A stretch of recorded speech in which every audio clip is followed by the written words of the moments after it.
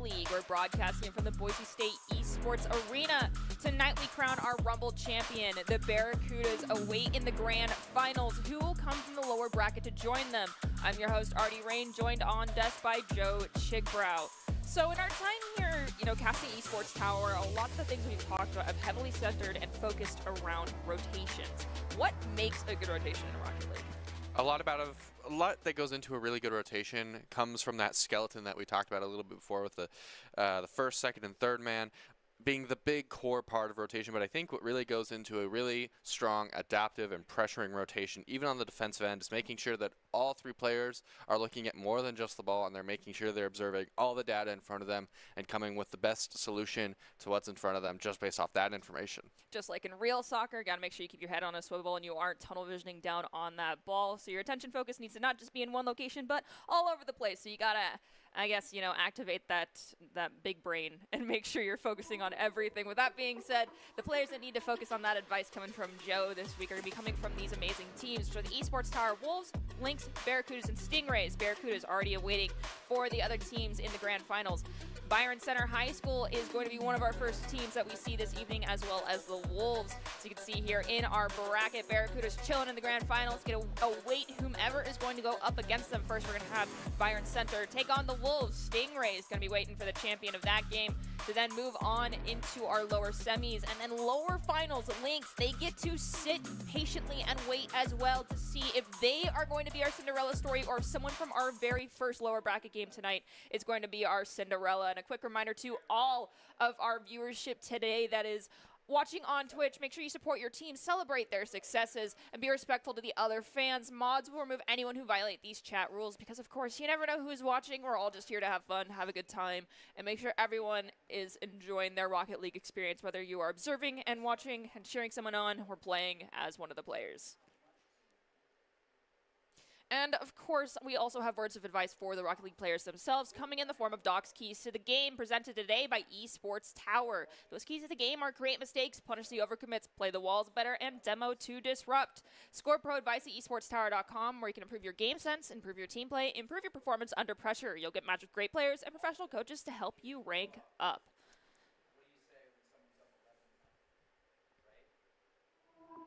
And our first game, as I mentioned earlier, is going to be the Wolves taking on Byron Center High School. Best of luck to all 6 players. This is going to be a best of 5. While there is a slight safety net if you fumble the ball a little bit here in the first couple of games, there is no more safety net as far as the series goes. First kickoff goes in favor of Brian Stratton, but instead it's going to be Kuda who corrals it from their defensive third, bringing it across midfield stripe, leaving it for F as they force one defender out of position.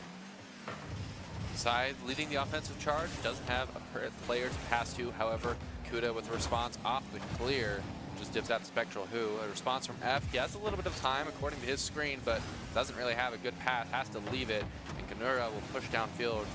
Kuda not quite able to make contact, so F will have to clear it out. And now working together, they're able to cross the midfield line. Ball goes towards Byron Center's net. They do manage to make a save. Side goes for another one. Double commit on the save, goes unpunished as F was the only one there. We have a demo onto Tony XD. Kuda's going to be the one to pop the ball into midfield stripe, takes a ricochet off the ceiling. F comes in to force it into the corner. Spectral Who goes for the challenge against F, and it's going to be Kuda coming in to try and make sure that there is a give-and-go opportunity. Ball goes across towards Scythe, but Scythe gets sent to respawn, as does Kunar. F on the ball, looking for a pass over, can't really do anything with it, goes for the 50-50.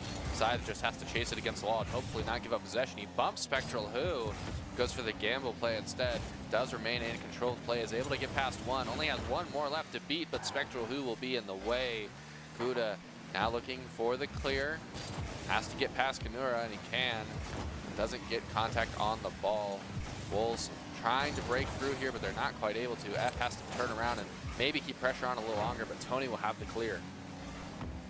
Ball gets sent into the corner inside Wolves territory. It's going to get stopped. Side goes for the challenge. It's pinched up towards the ceiling and midfield stripe. Spectral Who elevates, whiffs on it. F is going to capitalize on that mistake. Ball hits that top crossbar, ricochets almost to midfield stripe. Side looking for an opportunity to bring it around Tony. Instead, they'll leave it. Spectral Who sends the ball to the side. Kuda goes for the challenge, a little bit of help from F. F now pops it up over one. Can they get it past Tony? They can, because Tony doesn't get a touch on it, but the follow from the Wolves is too slow. F looking to reset the play, but instead it's going to be Spectral Who to bring it to midfield. Stripe challenge by Kuda, who sets the ball against the backboard. 50-50, right back to Kuda off F, colliding with one of Byron Center's players. Off the wall, F has a shot opportunity. He will put it through. The Wolves lead at about the midpoint line in this game. A well-fought endeavor by Byron, trying to force it out, but just not quite able to do it. Wolves offense breaks them down. Now leading the response charge is Tony, actually cutting in front of Kanura. Spectral Who trying to slow down the play as the clears towards his own net, but he's not quite able to do so. Kanura has to throw the ball away back to himself to get past Kuda. A little bit of a four-car pileup. 3 Wolves members, 1 Byron Center player in the corner here, defensive third of ET territory. Scythe gets pushed a bit forward. Kuda's going to be the one to grab the ball, send it into the corner. 50-50 pitch towards the ceiling. Scythe and F both looking for an opportunity to get a touch. F leaves it for Scythe, who is in a 2-on-1 now in the corner, in the defensive third of Byron Center's territory. Kuda off the wall, for an opportunity to keep the ball alive. Can't though, they whiff on the elevation. F with a pinch off the back wall. Sends it to Scythe at midfield, strives Spectral Who, reads it off the ground, tries to bring it back to the mid. He's gonna send it across the field. Spectral Who trying to pass over to Kanura off the sidewall. Does get the pass off, but no good shot. Scythe is able to respond. F barely hits it out the last time. Kuda with the clear out towards side. Could be an open net opportunity. Takes the shot. It's just against the sidewall. A rushed opportunity will lead to no goal, but F finally have the response against a scrambling Byron Center defense. Wolves lead 2-0 with 1:23 left. Typically that 2-goal lead when we're ticking down this far does mean the nail in the coffin, but these goals have been far and few between from the Wolves, so the response from Byron Center can still happen, but they need to find one here in roughly 45 seconds. They want enough time to try and find a second. Tony plays it around one, but leaves the ball off the pitch from the corner, and unfortunately means that it's an opportunity for the Wolves. Tony now has the ball again. Very little pressure, they have time, but Scythe is going to come in as they took too many touches, followed up by Kuda. Ball defensive third at Byron Center. Shot on goal from F, hits the goalpost. Scythe looking to rekindle the play, is going to elevate. Looks like they took a few too many pitches off that wall and lost possession of the ball. Spectral Who passes off the sidewall. F with the shot. It's a little too high and off. Kanura can't respond. Tony is leading instead. A bump onto Tony could open up some space, but Kanura currently has possession. Outplays Kuda, blaze it through the corner, and then almost finds another shot opportunity for Tony, but the block will be there from the Wolves, kind of piling on top of each other, not quite able to find a way out. Finally, with a little bit of space, F can control it past Kanura, has Tony to beat. The 50-50 will not go in his favor. Kuda barely not ready and set up for that ball. And in the nick of time, 10 seconds left on the clock. It's kind of pretty close to find a goal for Byron Center. If you're asking my own personal professional caster opinion, they do find one goal, but they've got 9 seconds to find another. They get a demo on the site, but there's a pitch from F sending the ball across midfield stripe. There's 3 seconds remaining. Spectral Who has to get this ball in the air and keep it up there to keep the opportunity for Byron Center alive in order to score another goal. And instead, there's just collision after collision. Ball hits the ground, and the Wolves walk away with the first game of victory here in this best of 5. Well-fought game, to say the least. Only a 1-goal game at the end of the day. Kind of surprising, all things considered. I think at the end of the day, what it just came down to is a more consistent use of all 3 teammates from the Wolves. I mean, not to, like, kind of poke the bear here a little bit, because I'm going to call Byron Center out. Both the goals that were scored by the Wolves seemed like Byron Center over-rotated or thought the play was done and just gave up. You cannot assume the play is done when it's in your defensive third and none of your teammates have possession. I mean, that is an easy goal-scoring opportunity for the other team, and they just kind of handed it on a silver platter over towards the Wolves. Yeah, I think what I just saw mostly is that Byron Center just isn't quite as coordinated as the Wolves right now. There are a lot of opportunities where I was surprised to see one of the Byron Center teammates cut in front of their own teammate and take the ball away from them. And that kind of catching your team off guard, catching the casters off guard is not something we expect from the Esports Tower teams. And just it's making better use of their boost and making better use of the people they have in play. And I think that's something that really needs to step up along with their perception of the play, as you mentioned, coming into game 2. I mean, Esports Tower teams, of course, are well-matched and well-balanced. balanced, so it's no shock to us that here going into our championship games that we're not seeing a lot of the ball hog moments. There's a lot more looking at who's open, who has pressure, and going for give and goes instead of trying to just be the one with the ball, because at the end of the day, there's 2 other people on the field, and they are tools to your success. As we go into game number 2, 10 seconds off the clock, ball is going to be dwindling here inside Wolves territory. Spectral Who keeping it at the midfield line. Kuda does hit it downfield. It's up in the air looking for the shot, can't quite get it. A response. F just pushes it towards the corner, tries to buy more time to reset the play. Tony's not able to get a good touch on his side, pops on the missed opportunity immediately. Wolves finding their first goal in record time in this series. No response from Byron Center defense will lead to a really easy goal for the Wolves. Pinch off of the wall. It's going to go down into Wolves territory. They do find a clear to midfield try. Kuda tries to, I think, spiral off the wall. Can't find the right angle. Ball's going to be inside defensive third for Byron Center. We have Kuda push the ball back up towards F. It's 3-on-1. F still maintaining possession. They're going to lose a lot of momentum as they lose out on that boost. Kuda does a back. Oh, that bicycle kick did allow F to get possession. Looks like over rotations from Byron Center. F now in the air.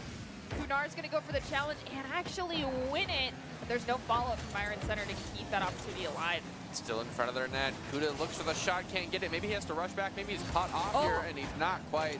Barely in play for it. Spectral Who with a pass off the sidewall. There should be a shot here, but there's no one in sight. Scythe has all the time in the world, gets to go past 1, maybe past 2, loses the 50-50 and has to play it back into his own corner and cuts off his own teammates. The Wolves not quite sure who's going for what right now. Tony trying to lead the charge. The 50-50 off the wall from Spectral Who won't be good enough, and Scythe will clear it out. Finally, the Wolves breathe a sigh of relief and find another goal off of a slow Byron Center defense response. The defense is just not feeling it right now for Byron Center. I mean, there is an old saying of your best defense is a better offense or something along those lines. I, of course, heavily disagree. Your best defense is a good defense.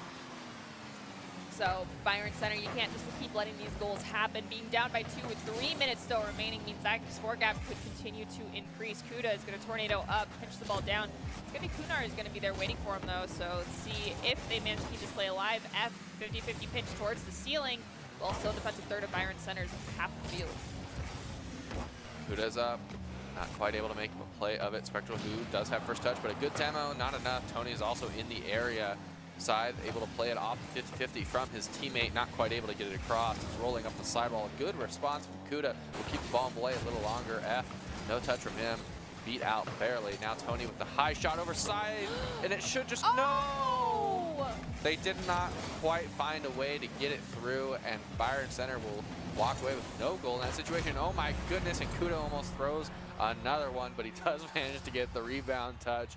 And the Wolves now lead 3 up on Byron Center. Less than half a game left on the clock. Man, I really thought Byron Center had that goal. I wish that there was a replay button for me just to like clip that. Look at how close this was. Unfortunately, they just have to GG go next and try again on another goal scoring opportunity. They have it. They push the defender out of position, but then all of them still manage to rotate in. They're really bunched up, and they demo 1. 2-on-1. They unfortunately can't find the back of the net. Ball's going to reset back to midfield stripe. It's going to be F chasing after it. Tony is going to pop the ball up into the corner inside ETU Wolves defensive territory. Kunar looking to try and take his ball away from F. Can't do it, though. It looks like they just took a few too many flips and lost control of their own car. Oh my goodness, and that one will just roll in for the Wolves. It looked like the Byron Center defense didn't have enough boost to get the right angle to chip it out. Just overwhelming the Byron Center defense, but so many breakaway opportunities or just missed opportunities coming from both teams. It feels like the quality of defensive end play could definitely go up for both teams. Wow, shots fired. I mean, you can't see it, but Joe definitely just gave me a shrug after I said that to him. That was definitely shots fired. I mean, true, but I mean that play is like, you know. Yeah. I don't know, man. I'm sticking to it. No one in net, no one able to respond. Easy goal for Byron Center. Finally breaking through that goal. Yeah, but they got to get 3 more, and they have roughly 20 seconds apiece to do it. The question is, can they? Tony pushes the ball forward, but it's F waiting for him right there. There's just not a lot of attempts being made right now at Byron Center to force a defender out of position before they go for these goals. They're kind of just hoping to face them down with very little help from their teammates. There's rarely a give-and-go situation in front of them. It's mainly having to look for a pass back or for someone to come in from behind. 2-on-1 collision from the Wolves against Byron Center results in the ball still stagnating here inside Wolves territory. Scythe tries to steal the ball away from Tony, can't find it, but ball is now in defensive third of Byron Center's territory. A shot up in the air, finally shot out. Tony not quite meant to be in the way of that, but he was getting the pass out. Scythe bumped by his own teammate. F is going to take control instead. Passes it down one, has one player to beat. Only Kanura in the air, and Kanura just doesnn't have a good enough aerial to even attempt bumping him in air. And the Wolves will pull ahead 5-1 now. 20 seconds left on the clock. At this point, this game is pretty much over. It's a go next situation for Byron Center in a best of 5. They still have an opportunity to reverse sweep, but I'm not seeing it from Byron Center right now. Wow. A little bit of shade. But of course, there is a tradition here in Esports Tower, and that's the Esports Tower best of 5, always, you know, kind of going to a best of 3. So I have faith that Byron Center can bring this one back, but they got to stop fumbling the bag, so to speak, here. You know, there's a lot of mistakes that we're seeing that, to be blunt, I would consider rookie mistakes in the term of Rocket League and Esports Tower. Like, just the caliber of players that we're used to seeing. You don't typically see people ball hogging as much as we have, especially in game number 2. Hopefully by game number 3 it calms down a bit more. There was a little bit from the Wolves, though, there near the end. I think F and Scythe were having a little bit of, I don't know how to put it, ball hoggy ego trip moment, because it looked like neither one were really willing to give up on the ball. Coordination issues, to say it as could have also been calculated. Yeah. I mean, who knows, really? But I'm going to have to agree with you. That game 2, it looked a little different from game 1, and the scoreline looked a lot heavier in favor of the Wolves. But I'm going to make an argument that, like, it should have been much closer. It should have been just like game 1. But they're just all the goal opportunities that Byron had, they just didn't jump on top of. And at the end of the day, I think both teams are making kind of similar mistakes. I think it's just going to come on Byron that they have to make more use out of the time they're given. And Wolves, just every time that they're given that weird opportunity, they're not going for passing plays. They're just forcing Byron to make a mistake. Every time they have that mistake in hand, they just take a good shot and they walk away with the goal. And I need to see that from Byron Center if they want to walk away with an opportunity to reverse sweep here. Well, all of their safety net is completely gone, and Kuda has no one in front of them. That was horrifying. That's exactly what Joe was just talking about in the last game. Defense just not being home a lot here for Byron Center, and I don't really know how to describe what just happened. Guys, gals, non-binary pals, y'all just saw that. We'll have to see how this goes from here on. I mean, a goal in the first 20 seconds, you can bring that one back, but 2 goals in the first minute is a little bit rough. We'll have to see if the Wolves find that second one or if Byron Center manages to keep this to a 1-0 scoreline for the next 24 seconds. F going for the play pass 1 and bumped around by Scythe. Now Kuda pushing down the field, has the touch off the backboard, no shot yet. Actually, the shot is responded to. Byron Center defense, no contact from the 2 defenders in the way. Just a misread entirely on the play, relying way too much on that first aggressor. Tony now has to lead the charge to try to make a mounting play back, but he's not able to do it. Kuda pushing towards the wall. Spectral Who with the 50-50 against the wall. Scythe playing it slow, not able to do anything with it. Where is Byron Center offense? It rolled in front of the net. Somebody needs to be there. Kuda just barely whiffs and will hop over him. Byron Center finding a goal. Still have plenty of time to turn this game around and take game 3. Byron Center, I need you to stop giving up on your own plays and the other team's plays, thinking it's over. Make sure you know where the ball is at before you call it. Now we've got F elevating. Spectral Who goes for the challenge. It's pinched into the corner. Scythe looking for an opportunity to play it back to Kuna. It's going to be Tony instead the midfield stripe. So we have a 3-car collision resulting in Tony going back to spawn. F and a 2-on-1. Never mind, it's a 3-on-2. Another demo onto Kuda. Looks like Byron Center is getting a little feisty and a little angry, so they're just going to choose to send people back to the respawn. The Demo Demolition Derby strat coming out. Love to see it, but nothing's being capitalized on now. A lot of battling in the corners, not able to do anything with it. F is leading a charge, maybe has a goal opportunity here. He does. The double save from Byron Center. It's keeping them alive a little bit longer. Kuda has to fight for possession at the midfield line, is not able to keep it. It'll push past with the help of Byron Center. Spectral Who now pushing it into the front of the net. Scythe with a clear, and we'll just hang out a little bit longer at the midfield line. Ball goes into the corner from Tony. Does look like Scythe is going to go for the challenge against Spectral Who.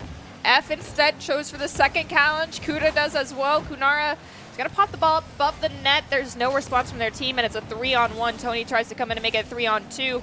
Ball slowly in the air into the corner. Wolves defensive third. Lots of bunching up, not a lot of spatial control nor midfield control coming out from either team right now as Kuda gets it around one, can't get it around Spectral Who. Scythe tries to go for the challenge, can't find it. Now there's no one home for the side of the Wolves, and finally, Byron Center capitalizes on a huge misplay for the Wolves to find another goal. Well used opportunity there. Byron Center now putting us at a 0-0 scoreline with about 2 minutes left on the clock. They're gunning for this game 3. Wolves are going to have to work for it. Kuda not able to make contact. There's another opportunity. Kanura takes the shot. It's not quite good enough. Kuda will clear it out. Now against the wall. Scythe is pushing out, trying to get past Kanura. Wins 50-50 over to F. Tony will cut in and he'll push towards the Wolves back end. F just places it down, tries to slow down the play. Spectral Who with the pass, Scythe towards the corner. Actually, F will cut in too. They'll work together for the pinch out. Tony with the response. Kuda has next possession, plays it off the wall, is able to get past Tony, but not able to get past Kanura, who gets the weirdest pass I've ever seen. Definitely unintentionally, but it won't be enough as the Wolves are able to push past the midfield line. Midfield stripe, Tony dies down, losing all of their boost resource. F looking for a shot on goal. It's too low, too slow, and too wide. Ball gets cleared back into Wolves defensive third. F looking to play it off the backboard. Can't find the speed necessary to do that. So it's a 3-card defensive bull pile up in the corner. F finally off a pinch from Spectral Who gets it across midfield stripe. It's volleyed right back. Scythe and Kuda looking for an opportunity to respond. Kuda clears the ball, but it's in front of their own net. Not exactly the play they're looking for, so F has to come in and try to push the ball all the way towards the wall. They managed to do just that, but the ball's not outside of Wolves territory just yet. Tony playing it towards the wall, can't quite remain in control. Kuda might have an opportunity here to swing around, actually leaves it for Scythe, pops it over Tony. F with the pass off the wall, a bump on the side will make it so there's no opportunity at all for the Wolves. A clear out to the midfield line. Kuda is able to respond, looks to the play off the ceiling, doesn't quite hit the ceiling hard enough, meeting Scythe up in the field. Now F is the last defender, takes the shot towards the high corner. Tony is not quite up and in the way. 25 seconds left on the clock. Wolves are well in the lead. They just need to buy a little bit more time here. There definitely can be a buzzer beater here from Spectral Who tries to pinch it down and dunk it off the ceiling towards a teammate, but instead it was an overcommit from all of Byron Center. All 3 of them in the net weren't ready for the response from the Wolves. Now with that 2-goal lead, I have to agree with you. Sorry, Byron Center, but y'all just left your net wide open. Is the juice worth the squeeze? And in that instance, the answer was no, as you're now trailing by 2 with 5 seconds left on the clock, possibly about to be 3. Yes, now it is going to be a 5-2 score line, and that is going to be it. No safety net left for Byron Center. This is GG Go Next, and we'll have to see you in the next Rumble as the Wolves manage to stay alive a little bit longer here in the lower bracket finals. A complete defensive collapse from Byron Center will mean that they are out, getting swept by the Wolves, but a well-fought game 1 and 3, I have to give it to them. Game 2 probably could have been a lot closer, but the Wolves will advance this time around. We'll have to see if we can get Byron Center in here next time as well. So Wolves are going to go advance on take on the Lynx, but before we even jump into that, I'm pretty sure you could agree with me on this one, Joe. Going at it alone can only get you so far, and ultimately if you want to increase your chances of success, you have to level up your teaming skills. We definitely saw that from the Wolves in comparison to Byron Center, just based off of how much passing we saw and how few double commits that seemed to be accidental from our perspective that were happening. Esports Tower really takes the time to create teams of well-matched teammates, and I'd like to give a shout out to Coach Jake. And if you're watching and haven't checked out the Esports Tower clubs, you definitely should. It's a fast track to help you rank up. So the Wolves advance on into the next round, and so that's going to be them taking on, I believe, the Lynx, unless I'm... I think it's the Lynx, yeah. Or yeah, I think. Or Stingrays. I'm pretty sure it's Lynx. If you can't see the bags under my eyes, I'm a little tired. So with that being said, we still have plenty of Rocket League left, and we are going to take a quick break before we jump into those games, so don't go anywhere. drink some water, grab that earth juice. It's really important. Hopefully it was on your New Year's resolutions like it was mine. And we'll be back here in just a few minutes.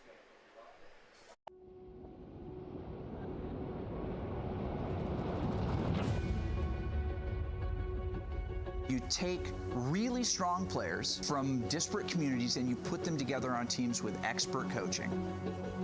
So you mean to tell me by all the hands in the room, everybody in here is that top 2%?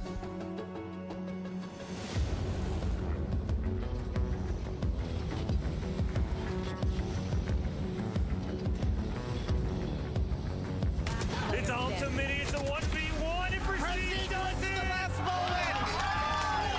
It's not every day that you're a kid like me and you get to have this experience. Something, it gets one.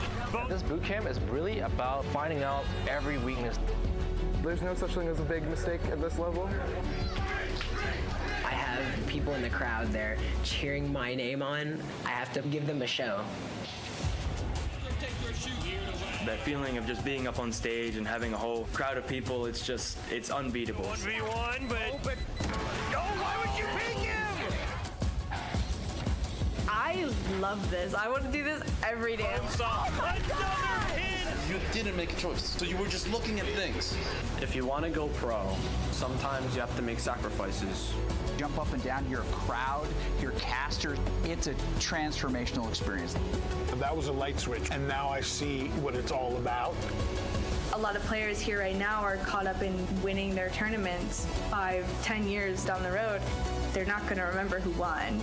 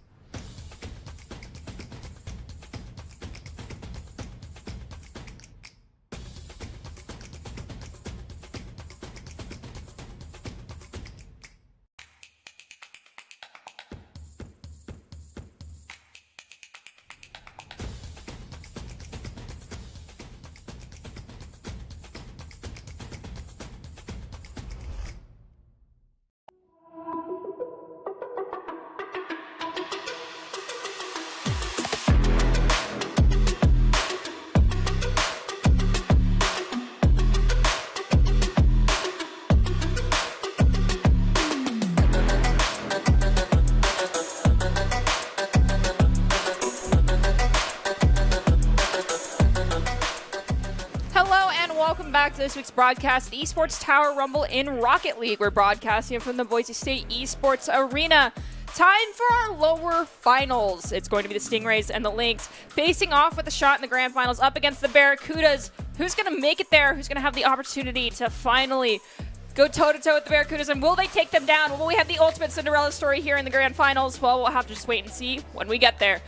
I'm still your host, Artie Rain, joined on desk by Joe Chigbrow. So I was completely wrong. There was other games happening at the same time. And so with that being said, we are going to go into our last lower finals game before we get to see who faces off against the Barracudas. I normally don't do this, but because there's, a lot of stakes, and if anyone's listening who's from the teams, of course, I like to make the stakes higher because that's just what I do. I'm a pot stirrer. I stir the pot. If you had to put your money on either team to make it to grand finals to go up against the Barracudas, who would it be?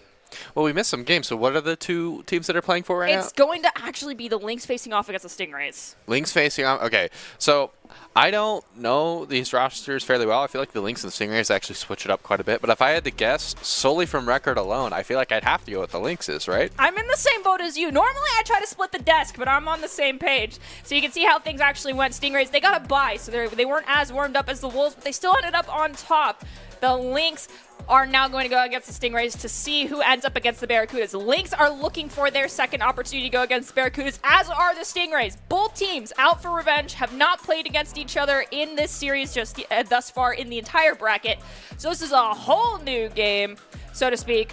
But before we even get to all that excitement, there's other excitement we got to at least celebrate, and we actually want to take a moment to congratulate all of our Esports Tower Club members who have graduated across the different clubs and have received scholarship offers across the country. Over the last 3 months, Esports Tower Club members have received, and just pause for dramatic effect, $3.9 million in scholarship awards. These students have not only worked hard on their in-game play, but have worked hard academically and earned these scholarship opportunities. These players that are receiving these scholarships are talented, hardworking, driven, and we could not be more proud and excited to see all the opportunities these players are getting. That is kind of insane when you think about it. That's a lot of money. Yeah, that's a lot of money. I mean, I feel like we're still, I feel like I've said this a number of times, but we're kind of sitting in, you know, the very beginning of something a lot bigger, you know, and I'm really excited to see how these Esports Tower kids do, you know, a few years from now. And I don't know, it's just really exciting. I'm excited to possibly see, like, coming into the next semester, into the fall, maybe one of these players that we see from Esports Tower goes up against the Broncos, and we get to see how much they grow and have changed from literally, like, day one of being on broadcasts here with us as Esports Tower players, and then seeing them go into the college league and be able to see them play as a college player and just see the exponential growth that they get from all of it. It's just absolutely amazing. So do us a solid. Don't change your name. If you do, just, you know, give us a little shout out so we can always, like, you know, give you a quick nod and recognition for all your hard work. But hard work aside, a lot of these players need some advice, and that comes in the form of Doc's Keys to the Game in Rocket League, presented today by Esports Tower. In Rocket League, it's create the mistakes, punish the overcommits, play walls better, and demo to disrupt. Score pro advice at esportstower.com, where you can improve your game sense, improve your team play, and improve your performance under pressure. You'll get matched with great players and professional coaches to help you rank up. All right, it's time to kick off our lower finals. Both Stingrays and Lynx were sent to the lower bracket by the Barracudas. So there's blood in the water already, and both are thirsting for revenge. Question is, who's hungrier for it? Who's going to play cleaner? Who has the best rotations and follow-up? Who's not going to leave their net wide open and just hand a goal-scoring opportunity over on a silver plate? Well, we'll just have to wait and see. Right off the bat, Rake trying to push downfield. Greed will follow it up. Maybe has an opportunity here with Nano, and they do find a way through. Greed. Ooh, I think you and I made a mistake.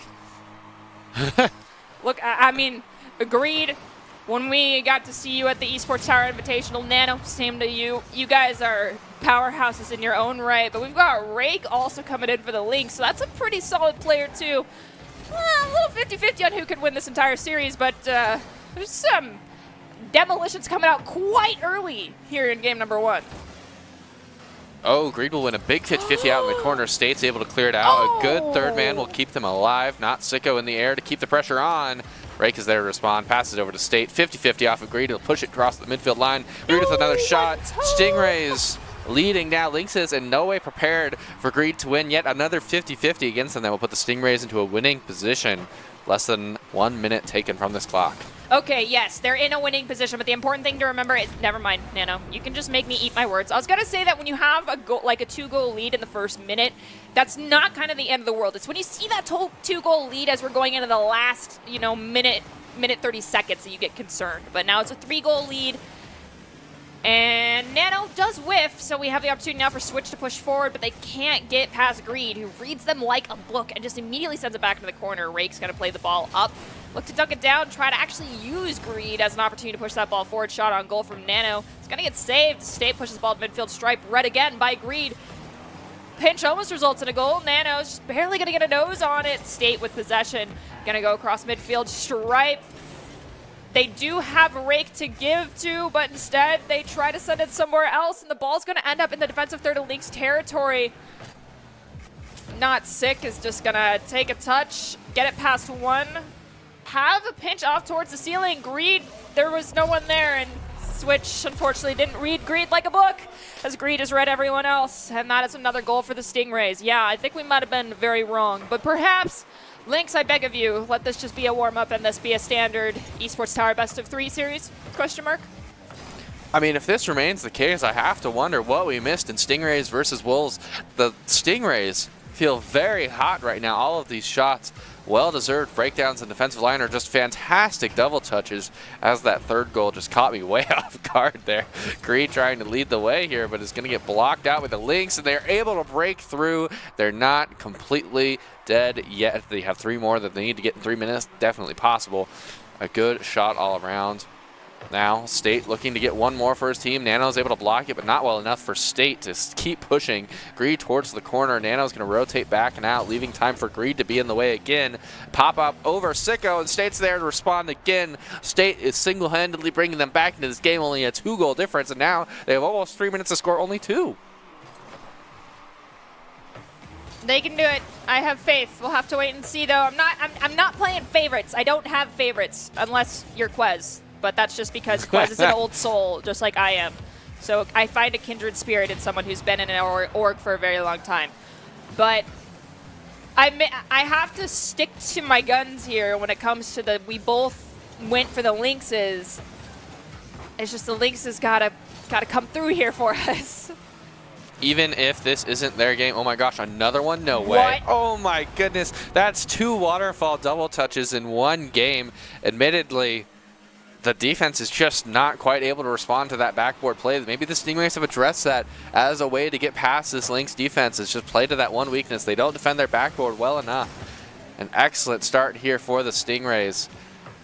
Just pressuring that backboard again. A good shot. Oh yeah. My gosh. They have the Lynx number right now. Nobody on the backboard, nobody able to respond. Stingrays running the offensive end. Lynx, is just so you know, when you guys scored those goals, I did clap for you, but because I have a mic against my face, I had to golf clap. I'm not trying to blow out anyone's eardrums. And another golf clap.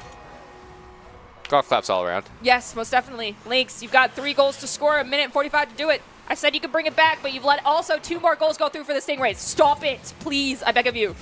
Natsego looking for the solo play, is able to get past 1, looking to get past Switch, gets the 50-50 up. Nano not quite able to respond.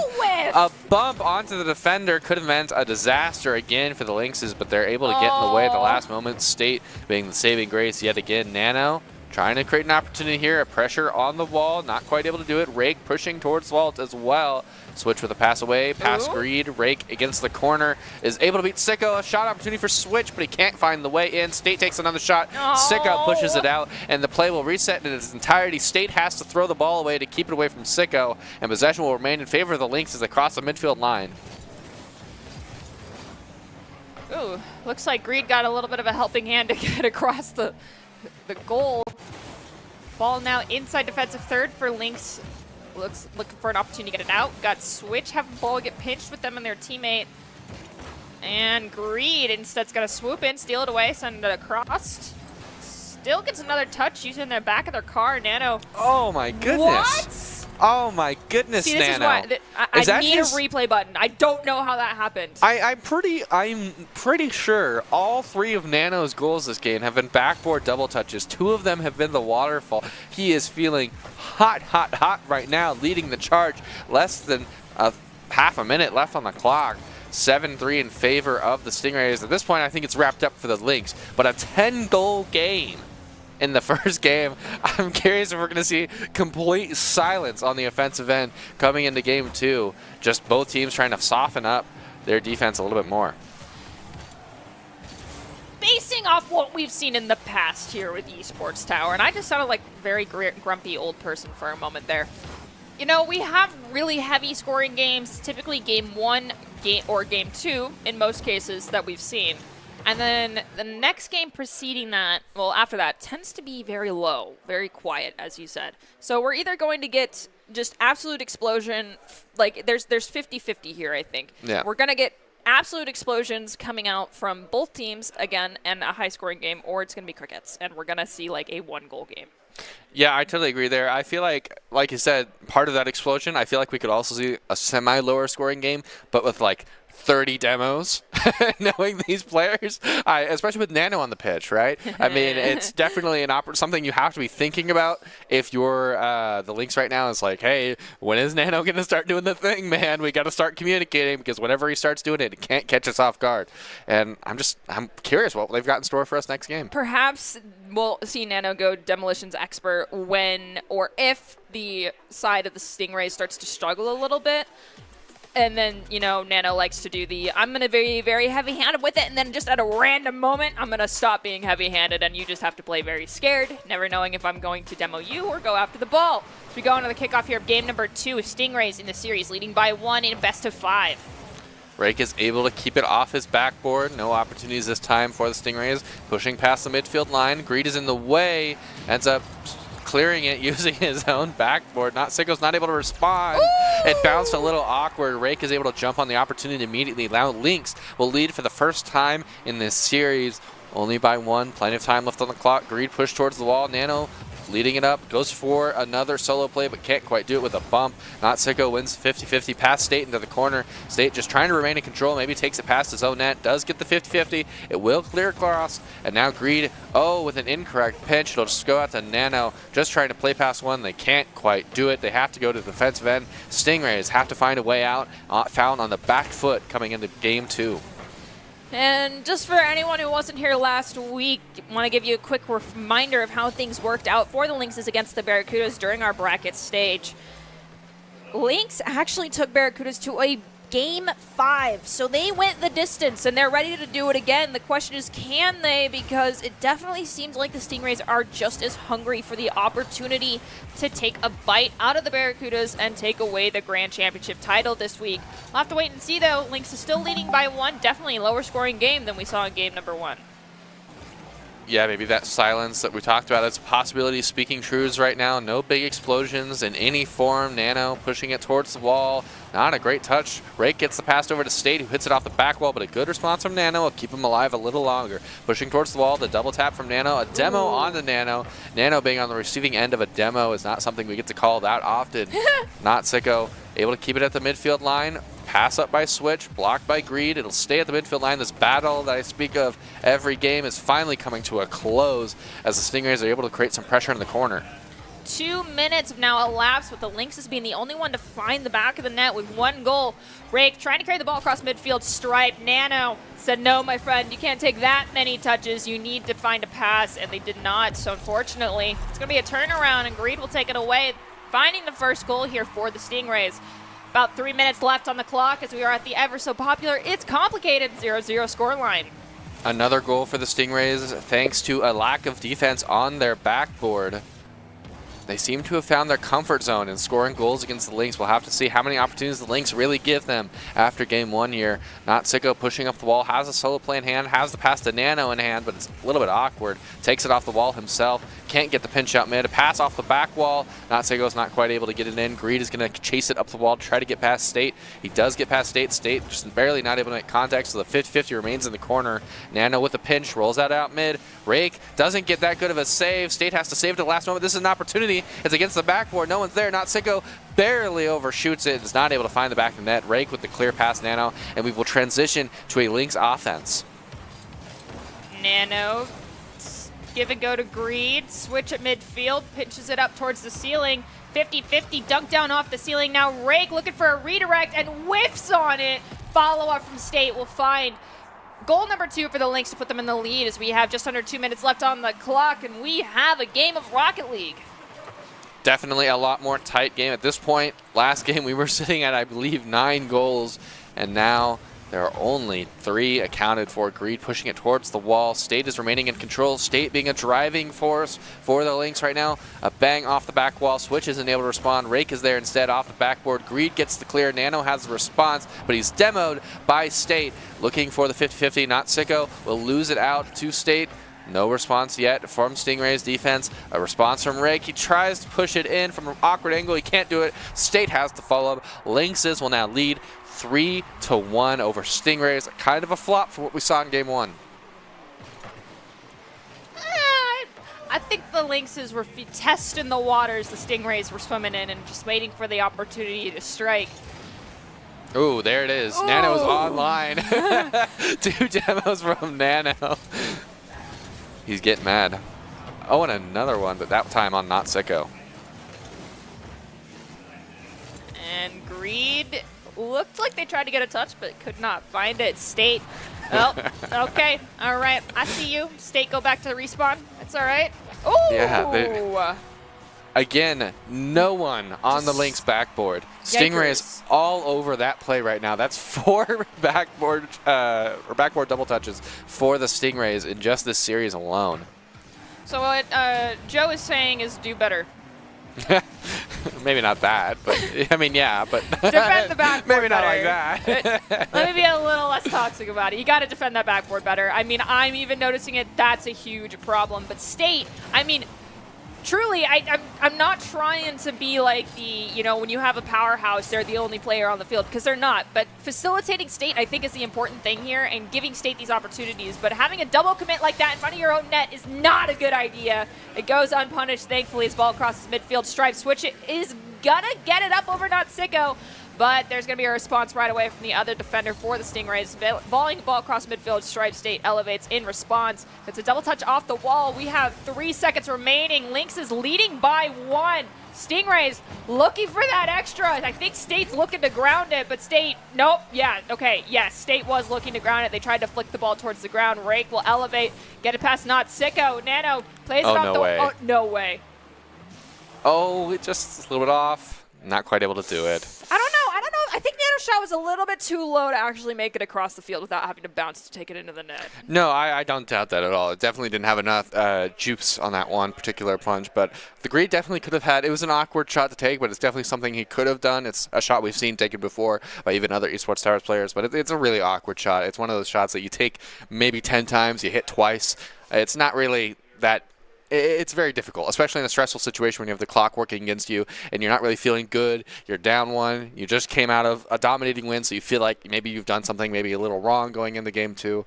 But, you know, going to game 3, I think we're looking at maybe a little bit more explosions right at the end there. That last minute, we saw a lot more demos than we saw in the first 4. Yeah, Nano might come online a little bit more in that regard. Yeah. But now we are at the traditional Esports Tower best of 3. Of course. I the mean, tradition, for sure. No matter how many games we start with, it seems like whenever we are in these semifinals and grand final situations, it's even if it's a best of 7, it still ends up going to best of 3. Exactly. So with that being said, there's still safety nets in existence for these players. It's just gonna see who finds 2 games first. It could be 3 whole games before we get there. We'll have to wait and see.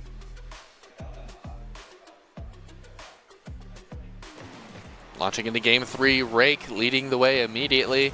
Not quite able to do too much with it. Nano has the control off the wall. Past State is able to outplay 1. Just barely loses control, so he can't get past Switch. Not Sicko will pop in to help him out. However, they'll push past the midfield line. It'll roll up the ball, but Rake says he's not having that.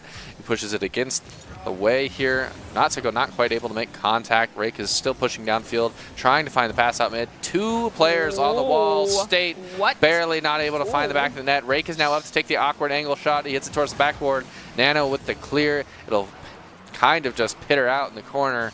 Now a reset from the Stingrays defense as they try to find a flick out to a teammate.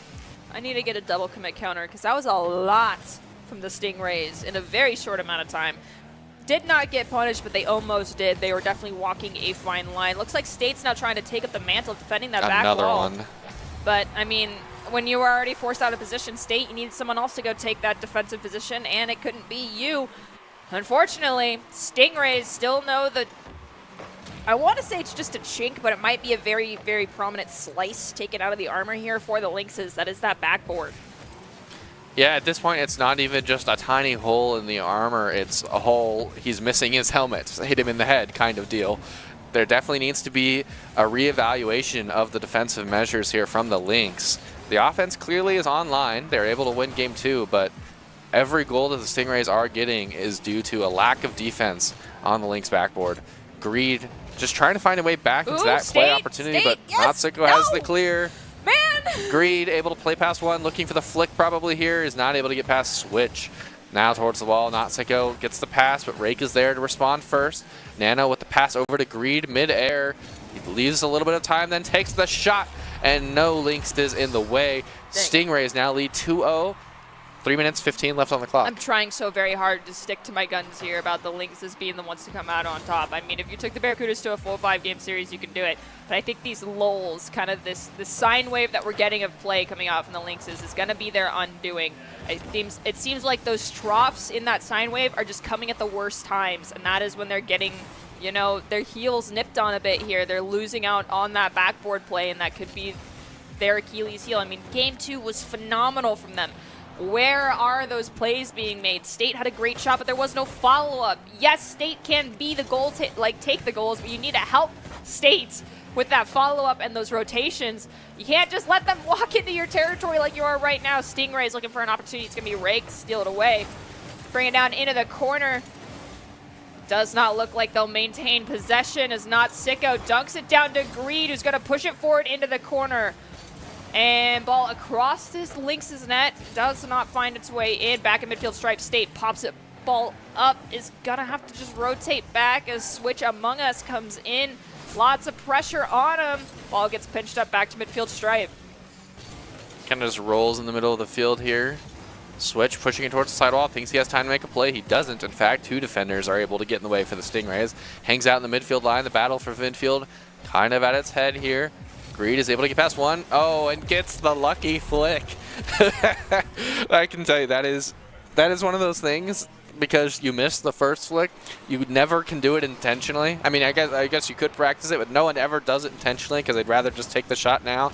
But he gets it just in time, the lucky flick on the last flip of his car. And they will push ahead by 3 goals now. Like you said, that sine wave paying dividends in the calculus of Rocket League. Ew, calculus. Hey, you brought up sine waves. I know, I know. I shouldn't have. My brain no math good. Now we've got Switch with possession. Oh, okay, Not Sicko's kind of, I think Not Sicko is trying to play a little bit of Demolition Derby here as we're dwindling down towards that last minute. We'll have to wait and see. Everyone's getting involved a little bit. I feel like the Stingrays feel really comfortable right now just trying to prevent the Lynx from ever crossing the midfield line at all, just by dispersing their pressure before they're actually able to build it. It's a good attempt here, and it's clearly working. They're holding the Lynx at a 0 scoreline, not something we've seen from either team so far. It might be the secret to keeping the Lynx offense in check. Or the secret is to just convince the casters beforehand that the other team's going to win, so they caster curse the entire series. I pray that we did not, but we might have, and if we did, Lynxes, I apologize. And we got Nano pushing forward. Not Sick is ready for the give and go in order to force the defender out of position, but they went in too late and ended up colliding. 3-car pileup ball now crossing midfield. Stripe Rake looking for a shot opportunity. Nano cuts in front of them just in time. Switch fakes off the wall, leaves it for State. Maybe looking for a pass out mid here, not able to make quality contact with it. Nano has the clear. Oh, he doesn't have that great of a clear, has to follow it up. Ooh. Rake is able to keep the 50-50 in play. It doesn't bounce very well for Switch to respond, so State just has to keep it in play. High in the air in front of his own net. Greed can probably just take the shot, but he's probably going to go for the double tap, as they tend to. Does not get it, however, and the Lynxes will walk away scoreless in Game 3. Well, if you want the opportunity to be seen by expert college recruiters, talk directly to esports industry insiders like pro athletes, team general managers, and game producers, then you need to join the club. Esports Tower players get insider access to industry insights, and with our featured rumbles, recruiters are taking notice as well. It's a great way to score exposure if you're looking to start your path to pro or land a collegiate scholarship. All right, so that game was definitely a little bit rough. We've seen better from the Lynxes. Do you have faith that they can bring this back in their favor, or do you think it's just the sine wave is still going down at this point?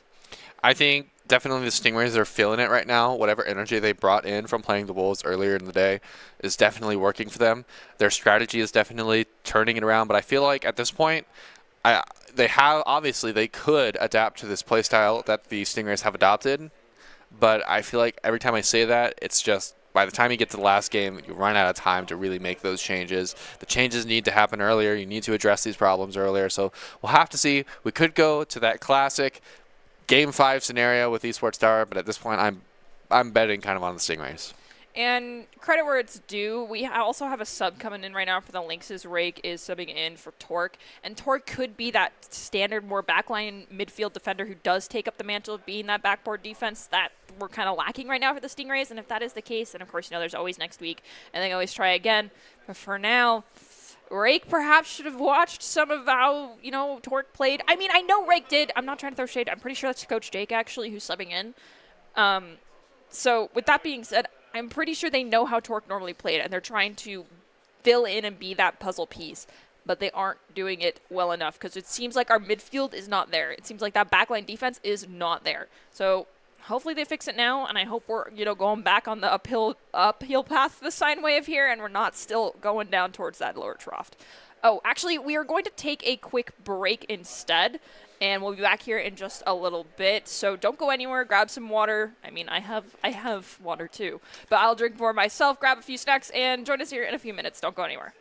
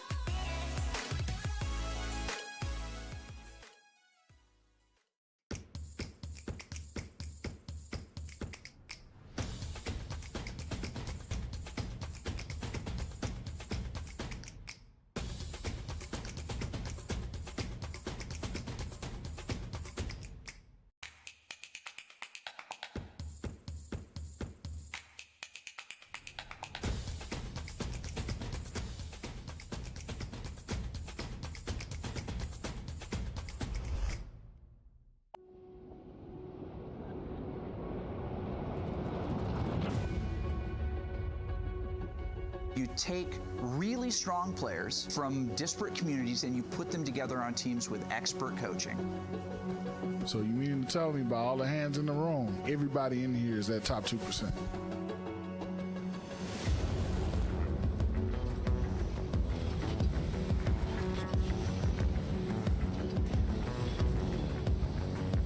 It's ultimate. It's a 1v1. And Prestige does it. It's not every day that you're a kid like me and you get to have this experience. Something. He gets one. This boot camp is really about finding out every weakness. There's no such thing as a big mistake at this level. I have people in the crowd there cheering my name on. I have to give them a show.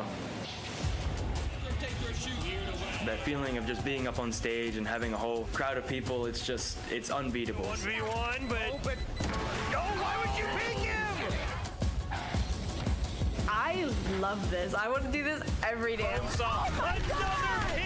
You didn't make a choice. So you were just looking at things. If you want to go pro, sometimes you have to make sacrifices. Jump up and down, you're a crowd, you're a caster. It's a transformational experience. That was a light switch, and now I see what it's all about. A lot of players here right now are caught up in winning their tournaments 5-10 years down the road. They're not going to remember who won.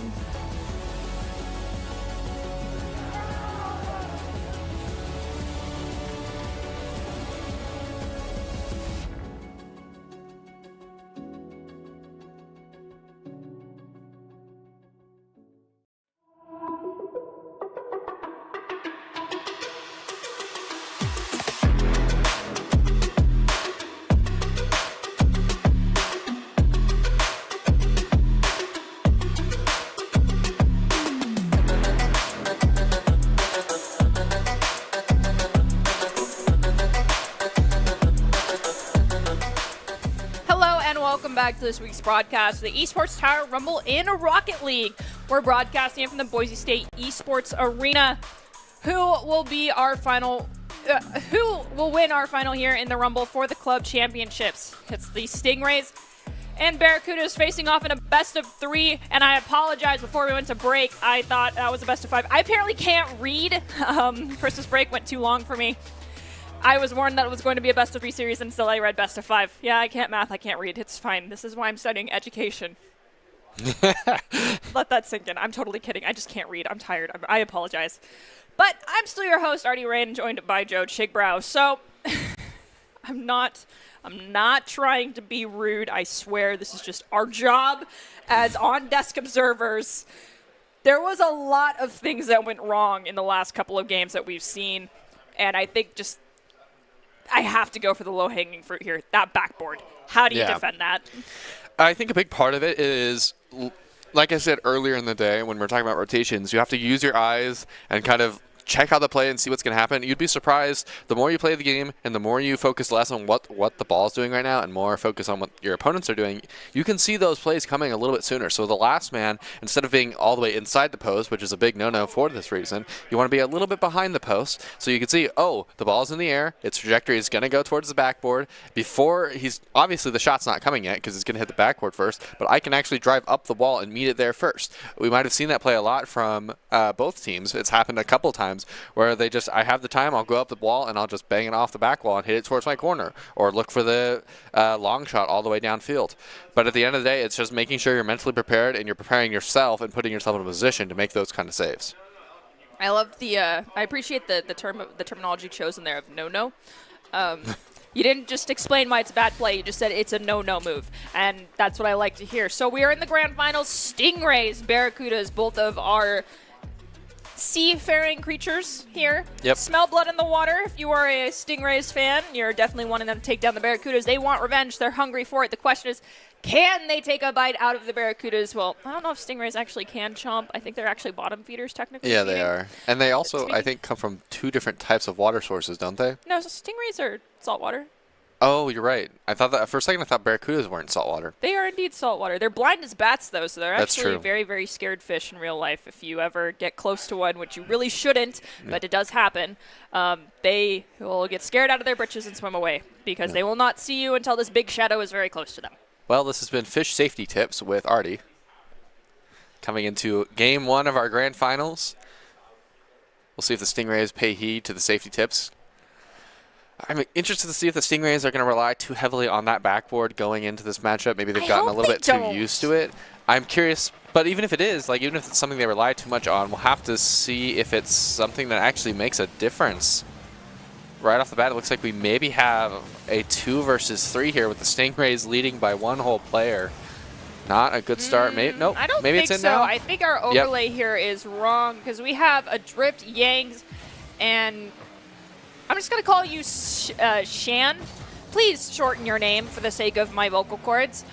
Rounding out that roster for the Barracudas, all members we've not seen except for Adrift. So either they are getting funny with it and changing their names around, or Adrift is our only returning Barracudas member, which is strange because normally we see them with their dynamic duo of Thrift. With that being said, we do have 1 goal already scored here within the first minute. Going towards the Stingrays. Yeah, it is Yags. Okay. Yep. Yeah. So, do me a solid. Pick a name, not 3. Yeah, I think keep it simple is the best way to go for names, but... Artie has smooth brain. Oh, I think we can... everyone who touches his desk has a little bit of the smooth brain. So, myself included on that one, but right now we've got a pretty even game. Toss off the backboard. No shot taken there from... I believe it's Yags, right? Yags. We're going to go with Yags. If you don't send us a pronunciation guide, I'm looking at you, Mr. 3-Name there. Before the game starts, yeah, we're gonna pick a pronunciation. Adrift with a pass off the sidewall over to Yags. Gets the big launch over to Notsiko in the corner. X13 pushing it out. Notsiko playing towards the wall. Not quite able to do anything with it, so Adrift will try to get the shot. Yags with the pass out mid. Doesn't look like it's going anywhere helpful. Nano just has to remain in the way. Greed's going to snag it off the wall, send it to Nano. Nano goes for the give and go to Greed, who tries to get in the upper right corner, but overcompensates and ends up flinging the ball into the corner of the field instead. Shan's going to elevate, try to bring it across the field, and a rather anticlimactic poof, but does find another goal for the Stingrays. Just the Barracudas. Oh, yep, you're right. Just bodying it through the defense there. The air dribble just being a little bit too much with the 50-50 for the Stingrays to handle. Not quite out of it yet. A pass over from Greed to Nano. Not quite able to tap it down. Shan is going to be in the way. Adrift with the 50-50 on Not Sicko. It'll play it off into the corner. Not Sicko is actually able to get there first, so Yag has the clear. Nano playing it slow in the corner. Can't get past Shan. The 50-50 is good. Adrift is up to take the shot. Blocked by Stingray's defense. Now Nano taking it towards the wall. Able to get past one, but not quite able to get past Yags. A lot of back and forth battling from corner to corner for both teams right now. Yags carries it through too. I'm starting to see why the Barracudas are in the finals. I mean, yeah, you got to hand it to them. It feels like they might have found the missing piece of armor for the Stingrays. 2 different air dribbles have gone through their defensive line now. Might be something they consider going into the rest of the series, or we'll have to see if the Stingrays are able to adapt. Shan not even being given the opportunity there. Drift going for the flip reset. Doesn't make quality contact, however. Nano leading the way. Tries to get a pass going here. Gets past one, but doesn't get past Shan. Oh, a little bit of an awkward and a great response from Drift to actually use his jump to boost him down in order to keep his car in the play there. Yags barely able to push it past the midfield line. Not Sicko towards the wall. Shan looking for the pass as well, but is not able to do anything with it. Greed over to Not Sicko, and the play will diffuse. I think, and you can call me crazy, but does someone's sound effect when they get demoed here have a scream attached to it, or like a yell of some sort? Because I swear I heard that. I don't think so. I think there's only a couple cars that have specific demo effects. So I think we could be hearing the crowd. This map has some crowd effects that go with it, if I remember correctly. Okay, even though some ohs or whatever. Okay, yeah, that's probably what I heard. Yeah. This map is supposed to be kind of like your standard Little League mom and pop come watch their kids. Oh, okay. Beckwith Park, it's a classic. At least we don't hear anyone saying drive faster. Not one would make my day. Any helpful advice from the mom eggs in the stands? Mm-hmm. The Ags leading the charge here with a drift. Maybe able to get it down. No. What? Oh, wait, it goes in anyway. What? This is the grand finals, by the way, folks. Oh, and wait. Someone just apparated out of existence. And it was Yags. Yags is gone. He's called it. Oh, my goodness. Shan somehow makes the save using the inside of his own goal.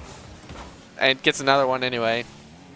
Can't tell you really what's going on, but I have to say Yags is fairly confident in this game. Oh, yeah. I mean, Yags could have gotten called to go do the laundry, and the rule of thumb here is once a goal has been scored, we don't replay. I mean, Yags, it probably is okay that you are taking a quick breather. Or the Ethernet cord got pulled out, or the dog chewed it, or the cat chewed it. It looks like they're going for a 2v2 now, as looks like the Stingrays might have pulled a player as well. You know, I'm here for it. You never know why someone has to abandon a match. I mean, we've had a gas leak before and had a team have to leave. We've had fire alarms, actual fires, people trapped inside elevators. So, you know, just being respectful of the fact that another team's down one and you yourself playing down one is a pretty kind thing to do, especially considering the Stingrays are currently dwindling down by 2. Actually, Yags is back, so hopefully no one... Yeah, okay. Yags came back. So hopefully... that Stingrays member didn't get up and walk away from their PC thinking, it's a 2v2, I'll be the one to take the leave of absence. Yeah. But this is a best of 3 for the grand finals, as you mentioned earlier. This is the grand finals. Wait, it's a best of 3 grand finals? It is a best of 3. Best of 3. Okay, well, this is interesting then, because I feel like the mojo might be off for the next game, which might be the whole of the series, right? I mean, both teams, mojo not off for any one player in particular. Just kind of feels like that was an awkward game from start to finish. You know, the defense was kind of weird from both sides, and the players shifting in and out. I don't feel like, if I was playing that series, I know I wouldn't feel like I'm like in the flow state yet, you know? Mm-hmm. So I'm curious to see what that looks like going into game 2. I mean, grand championships that are this short are always a little intriguing for me because it's like, that's a lot of pressure. Like I said earlier, I like to stir the pot and be a pot stirrer, but I'm not going to do that when it's just a best of 3. There's already enough mounted pressure. I don't need to set the stage here. You've got one more shot here if you're rooting on the Lynx to try and take this victory for themselves in this best of 3. I'll have to wait and see, though. Barracudas won in a 2-goal lead, 2-4. So no, it wasn't a no-goal game, but still down by 2 for as long as they were. Stingrays struggling to find a foothold here. Can they get purchase in game number 2 and bring us to a game 3? Nano trying to find a way through. He can't quite. Greed tapping it back to himself to 50-50 off the sidewall. Notsicko is up in the air, demoed by Shan. Nano tips it up, not able to do anything with it. Greed has to rotate back, no defenders yet. Nano hanging back, it's under Greed. Notsicko gets outplayed by Shan, but only into the corner, doesn't end up mattering. Greed barely not able to make contact there. Ends up hitting it towards the sidewall past Yags, who has to look for a back pass here. Not a great one. Shan has to just play it off the wall, but in doing so, he has to give it away to Greed, who responds immediately. Notsicko with the pass off from Greed. Yags against the wall. Demo onto a cherry picker. Might create some space here for the Stingrays. Shan towards the ball, not quite able to do anything with it yet, and Adrift will push past the midfield line. Adrift with possession, leaves it. Greed capitalizes. Looks like there's an attempted redirect towards the Barracuda's net. It's going to be Shan who actually sends it away. Not sick. Gonna just dwindle down towards the ground. Adrift gets it. Ooh, I was about to say gets it around Greed. I said it a little too soon as they got demoed by Greed instead. Good tap out from Nano. Yags kind of has to play a passive defense for a moment there. Notsicko hitting it towards the top corner. No response from Barracuda's defense. The Stingrays will lead in game 2 of 3. Kickoff favoring Adrift from the side of the Barracudas, but it's going to be Greed instead who grabs it. I think Greed might want to answer my prayer, bringing us to a game 3, but Nano tries to go for the secondary follow-up while the tertiary and has it stolen away instead as they took too many touches with their teammates and were too slow. Yags now elevating. Flip reset off the ball, but you can't stall there in the air. Notsicko capitalizing on the slowdown. Is able to steal the ball away. Stingrays being in the lead here. Greed is okay, buying a little bit of time, but he doesn't effectively. Adrift almost scores a goal immediately off that play. Notsicko actually has an open net here. And a little bit of an assumptuous rotation from the Barracudas there, going for the back boost instead of preparing for a shot from the Stingrays. Now the Stingrays leading in game 2. Adrift needs to find a way to get back in, but he can't quite beat the 50-50. Notsicko towards the corner. Drift is up. Hits it off the back wall. It's in the air. Nano has the response. It'll push out. Shan playing it slow. Taps it past one. Pass Notsicko. Only has one more to beat. Greed is up. He has to tap it away. Shan can't respond. Greed has possession. It'll tap away, and Nano will come out on top of a back and forth 50-50. Ball dying down at midfield stripe. Greed pushes it into the corner. Stingray is still leading by 2 with a fat goose egg on the Barracuda scoreline. Don't know what happened. That disconnect seemed to have disconnected some of the gears inside Yang's brain because they were scoring so many goals and now they're sticking at 0 accolades. Adrift and Shan being the only 2 that have accolades for the side of the Barracudas. Tap up and out. Yags drops it down. Greed is up and in the air, but does have to go low to get the clear out. Adrift playing it with the flip reset, tries to get the play, just can't quite do it. A little bit too much of an all or nothing play for that angle. Greed barely able to be in the way, but not well enough. The Yags will force it through, and I feel like that's a lot of goals now for the Barracudas that have just been like, we don't respect your defense. We're just going to go for the 50-50 and win it every time. We'll have to see how the Stingrays are able to adapt to that. And another goal, this time for Adrift, winning out on a missed opportunity from the Stingrays. We are now within 1 goal for the equalizer here in game number 2. Let me restate the stakes here. This is the Grand Championship, best of 3, winner takes all. And right now, as far as the series goes, Barracudas are leading by 1, so they are at series point. If they win this one, that is it. They walk away. They get the bragging rights. And I'm pretty sure it's just bragging rights right now. We'll have to wait and see if they can find this 2 goals they need in about 1 minute and 10 seconds. Yags playing it over, not able to get past one and push towards the corner. Nano off the sidewall, looks at the pass out mid. Greed with the 50-50, it'll roll against the wall. Shan has a little bit of space, has to get round 1. He does, over to Adrift, who pops it up. Nano has the clear, taps it far and away. A good response all around. Yags pushing it towards the corner, plays it slow. Adrift looking for the demo, he clears space for Yags, who's able to take it off the wall past 1. Shan, oh, not quite getting the touch they wanted off the 50-50. A flick up in the air. A bump on the Nano is huge. Shan will clear a path for a slow roller and will tie the game up with less than 1 minute left on the clock. Okay. the double fake kickoff. Nano will clear the way early, and now a shot from Not Sicko. That was a play. That was the most play of all plays. Oh boy. I needed to take a moment of silence for all of my brain cells. It is an awkward situation when both teams go for the fake out kickoff. Yeah, it's a little bit hard to figure out what everyone's supposed to be doing because both teams' game plans went south very quickly there, but Barracudas hopped on it a little bit slower than the Stingrays in that situation. We'll have to see if they're able to respond and get that tie and goal back, but it's not looking good as the Stingrays are pressing forward in the Barracudas' end. They have to keep the ball up. I don't think Nano's going to let them do that. It actually chips up off the 50-50. It's rolling against the wall. They have the space. A whole lot of reliance on Yags there to keep it up. Shan pops up a little further. Greed taps it down, and a bump on to the Barracudas defender will mean that Game 2 goes in favor of the Stingrays. We're going to Game 3 and a best of 3. This is it. This is it. This is as it as it gets for this series. Most definitely. I mean, there's no extra games. There's no safety nets. Are the Barracudas going to win? Are we going to have a DC at the minute and 30-second mark again? Are we going to have a attempt at rekindling the flame when it's too late and there's just a lot of mistakes being made? Or is there going to be actual respect given on both sides and both teams playing their hearts out here? Who knows? Next 5 minutes are going to tell, because at the end of the day, either the Lynx actually win it out and, well, sorry, the Stingrays win it out because they're playing cleanly, or the Barracudas start firing on all cylinders again and stop making silly mistakes. Yep, that's about all that could happen. Although we've seen weirder things happen in these final games. It feels like we have a series that's close most of the way through, and then right at the end, it's like one team just blows it out of the water. We're like, all right, well, that was our grand finals, I guess. They were gaslighting the entire time. Someone was sandbagging from Game 1. Now, 4 people up for that ball. I can't even tell who even necessarily had first pressure there. Adrift playing it off into the corner. Nano getting bumped by his own teammate. Greed's not able to make that good of a clear.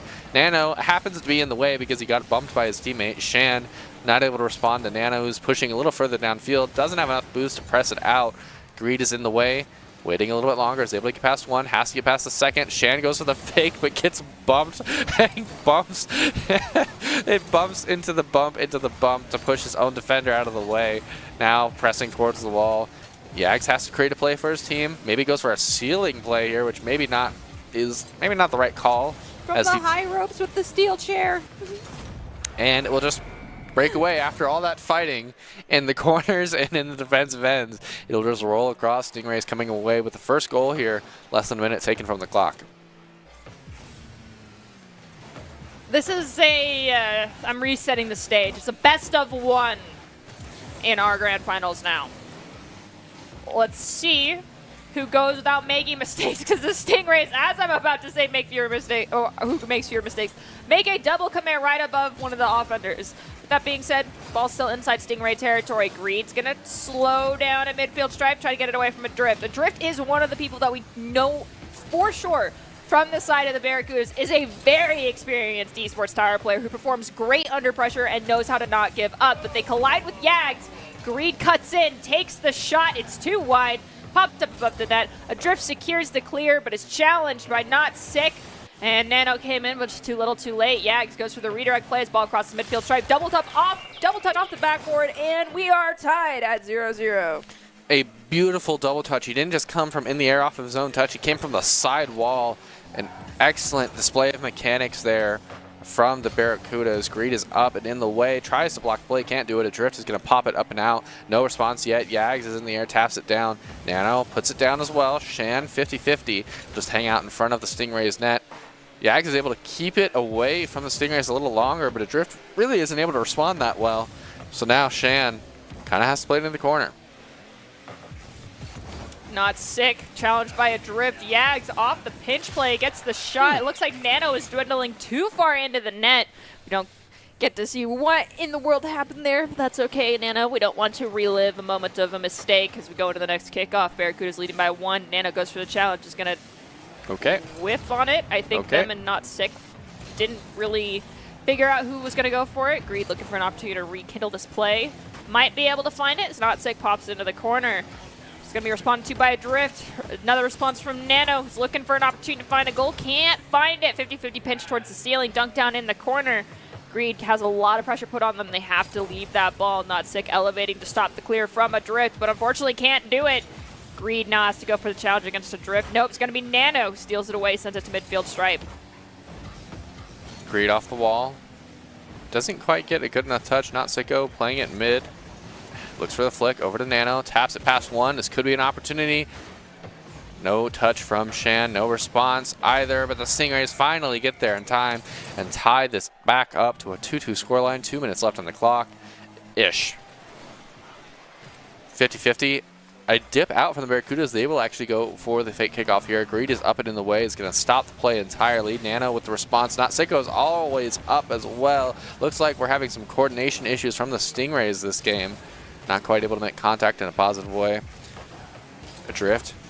Looking for a play, but can't get past Nano. Nano tries to go for it as well, but Not Sicko is also in the way. Bumps his own teammate again.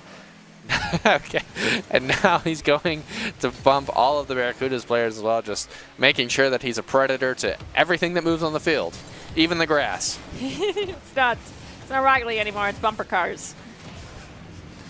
It is indeed bumper cars as Greed is sent back to the respawn screen. Adrift goes for the shot. It's going to be pinched a little wide. Secondary follow-up, I think actually was a pinch off Yags from Not Sick, but then there was another pinch towards Greed. Ooh. Still got saved, but Adrift manages to find that one extra goal to push the Barracudas in the lead as we have 1 minute and 3 seconds left on the clock. The question is, can the Barracudas find another to ensure that they have that security goal? Otherwise, we are in buzzer beater territory and could see our first overtime of the night. Would that make me happy? Yes. Would that upset a lot of esports tower players? Most likely. Do I care? No. Greed is up, leading the pack, trying to find a lead for the Stingrays, or a tie, I should say. Nano trying to help that endeavor, but only can get the pass over. Not Sicko, not able to push past anyone. Greed with the pass up to himself, looks for the touch here, doesn't get past the drift. A shot from Nano blocked, shot from Sicko is high. Yags doesn't make contact, Adrift will bail him out. Pushing towards the wall, Shan takes a pass downfield, Adrift next touch, but actually won't work at all. Greed will be in the way, and then it'll roll out in front of Not Sicko. Nano looking to get past one, actually takes it towards the wall, thinks he can make a play from that position. Has Shan in the way, now doesn't have any opportunity at all. They bang out towards the corner. Not Sicko's going to stop it at the midfield line, flick past one, not able to get past Yags, who goes for the one touch, but Greed will put it into the corner. And Adrift pops the ball up. Barracudas still leading by one. Ball hits the ground, and with that, Barracudas walk away with a 2-1 victory. Congratulations, Barracudas. You are our Rumble champions. Haven't been dethroned just yet, but someone, whether it be Stingrays, whether it be the Lynx, they're out, the Wolves perhaps, but they're all out to get you. That X, every time you get this title, just keeps getting bigger and bigger on your back. And also, if you're thinking you might have what it takes to rocket in Rocket League and you live in the DMV area, then you definitely want to... Then we have the... My apologies. We have the Ultimate LAN event for you on Saturday, February 11th. TikTok is sponsoring the Gauntlet Games. Sign up today, get 2 free weeks of pre-event training, and show off your skills at Shenandoah University in Virginia. So I'm assuming if you're a Virginian, you know what the DMV is, not the Department of Motor Vehicles. It literally says if you live in the DMV zone. I'm not cuckoo here. Sign up for free, and there is a $500 prize pool and plenty of attendee swag. You'll be sure to have a great time and get plenty of opportunities to play and have fun. Sign up at esportstower.com/GG. That's esportstower.com/GG. So I'm not even going to ask you. I'm just going to let production do it because I feel like we get this wrong most of the time now. Especially today, we've been very, very wrong. So no guesses. No guesses. For our trio here from Desk for who our player of the game is. Do you agree with that? No guesses. Okay, yeah, we're just going to production. Who are our 3 people that we have to choose from now for our Esports Tower player of the game, which is our entire evening? Yeah. Who are our 3 guesses, and why are they all Gem Mountain? Yes, that is a valid question. Let's see. We start off with Sicko. All right, all right. I would argue Sicko was kind of at the head of a lot of really aggressive, I want to say all or nothing plays, and he definitely had a great showing in the first series, working to take down, I believe that was the Wolves? Or was that the Lynx? Or no, we didn't get to see the Wolves. The Lynx. We saw the Lynx, yeah. Definitely an impressive showing from him. Chance, next one is Greed. Greed had a lot of great backboard plays. I think Greed is a good option too. I think Nano also popped off really well in this series as well. He had 2 really impressive goals to his name. Okay, so I'm completely cuckoo. This is actually our player of the game. We're not doing the trio. So State is actually tonight's player of the game, brought to you by Esports Tower. And if you want to hone your skills and prove what you have, prove that you have what it takes to play at the next level, head over to esportstower.com, sign up to be a part of the action. Sicko is the Esports Tower player of the game. And as we prepare to close out tonight, do you have any big takeaways? Oh, gosh. The backboard is important. Let's defend it. I have no arguments with that one. And that is our short advice. I think that one from Joe, one from myself is going to be, don't be so much of a ball hog, most definitely. Oh, yeah. But at the end of the day, congratulations to all of our fantastic Rocket League play that we had tonight, and our victors at the end of the evening, of course, are going to be the Barracudas for the Rumble Championships, in the Club Championships. And they definitely had a lot of momentum coming in from last week, but they slowed down a little bit there in game number 2. So let's see if we can make a game with very few mistakes next week. And next week, we actually kick off our Club Championships, and you will not want to miss anything. So tune in next Wednesday at 6 p.m. We're going to close out today with our top 5 plays of the game, presented to you today by Esports Tower. If you want to improve your game and your skills and bring them to the next level, sign-ups are now available for the Esports Tower Rocket League. Join our free starter club for Rocket League and improve your skills. Head over to esportstower.com for more info. From all of us here at Boise State University, have a lovely evening, and we'll see you later.